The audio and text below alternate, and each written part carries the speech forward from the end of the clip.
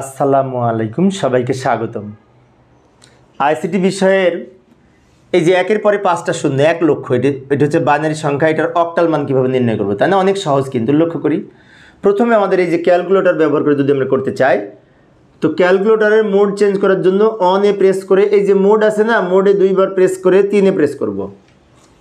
2 বার mode, 1 বার 3, তাহলে mode change হয়ে D মোডে এসেছে, ডেসিমেল মোডে।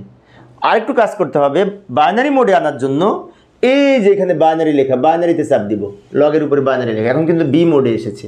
এই অবস্থায় আমরা এই সংখ্যাটি তুলব, একের পরে 5টা শূন্য। এই যে 1, তারপরে 1 2 3 4 5টা শূন্য তুলে নিলাম।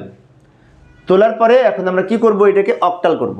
তো অক্টাল কিন্তু এইখানে লেখা, কিন্তু তার আগে আমাদের একটা কাজ করতে হবে, সেটা হচ্ছে কি যে সমানে একবার প্রেস করতে হবে, সমান, তারপরে এই অক্টাল সংখ্যাটি তোলার পরে সমান, তারপরে এই অক্টাল, ইনে অক্টাল লেখা, তাহলে 40 সংখ্যাটি অক্টাল সংখ্যা, 8 ভিত্তিক অক্টাল সংখ্যায় রূপান্তরিত হয়েছে।